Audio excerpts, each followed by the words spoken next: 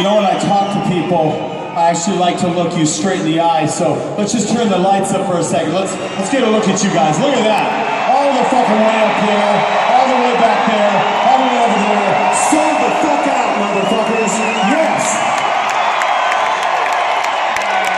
So I want to take a second and maybe give you a little bit of a history lesson on Mötley Crue and how we got here and why you guys are here. And I want to take you back a little bit. I want to tell you a story, because if any part of the story that I'm about to tell you didn't actually happen in the exact order that I'm going to tell you, you guys probably wouldn't be here, we wouldn't be here, and those 100,000 chicks that we gave a disease to, well, that wouldn't have happened either.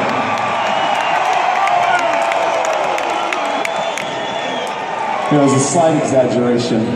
So, I want to take you back to 1980, December of 1980, okay? And I was a struggling musician in Los Angeles, and I thought I had everything. I basically was in a rock and roll band, and I had my dream. That's all I ever wanted to do, as long as I can remember. I came from Jerome, Idaho, population 4,000 people, got on a Greyhound bus. I made a decision to go to Hollywood, and I was in a fucking rock and roll band. You know what I mean? And I believe in our lives, nothing happens, you know, for a reason. People say things happen for a reason. Things happen in your life because you make a fucking decision to do something, right? So one day at rehearsal, I'm in my fucking band, and for no apparent reason, I made a decision to quit the band. That band was not Mötley Crue, so that's okay. It was London. And I was walking home, and I was thinking that night to myself, maybe this was a good decision, maybe it was a bad decision, you see, because I didn't have a job, I didn't have any money, and now I didn't even have a band. And then it popped into my fucking brain exactly like this. I thought to myself, there must be at least 3 other guys in Los Angeles, California that wants to reach into the heart of the music industry and pull that fucking thing out. Just rip it out and make some fucking history. So on a Thursday night, for no apparent reason, I made a decision to hitch a ride to Hollywood, California, to a club called the Starwood. And I walked through the back door, and as I walked through the back door, there he was. He was sitting behind his drums, these big fucking drums. He was skinny as a motherfucker, long stringy hair, had some black eye makeup on, and he was pounding the shit out of the drums. Do you know who that was? That was and is that man right there, Mr. Tommy Lee.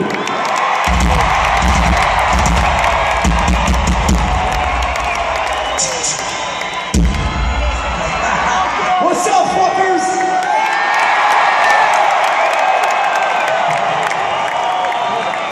So, I went backstage and I thought, I'm gonna talk to this guy. So I bought him 2 beers. I had a rum and Coke. Tommy, you remember that? We sit on the floor, and as I was talking, his band members in his band, they were looking at me and they were kind of seething, and they were thinking, that guy with the weird hair is trying to steal our drummer, and they were fucking right.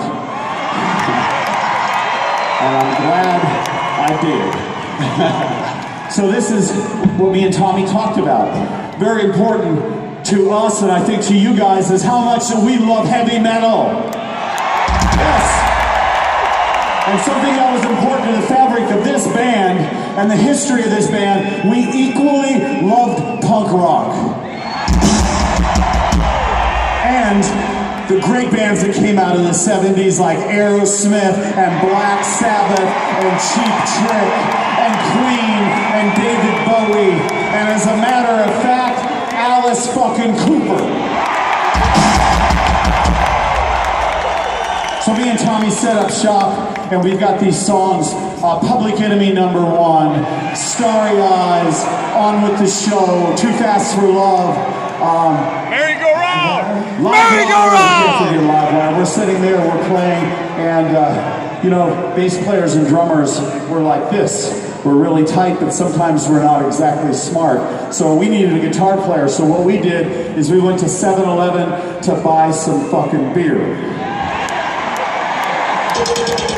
And I'm glad we did, because sitting on the counter was a magazine called The Recycler Magazine. We opened it up, and it said, "Loud, rude, aggressive guitar player, only call me if you're serious." You know who that was? That man right there, Mr. Rick Mars. Come on.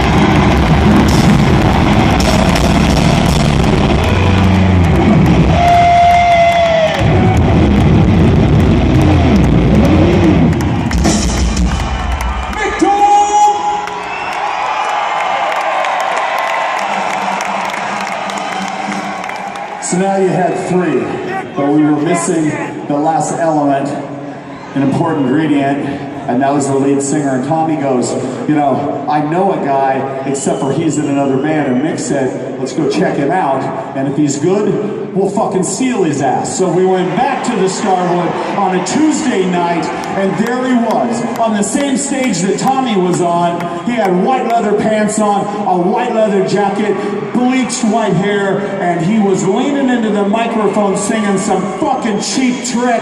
Do you know who that was? Vince fucking Neil, right there.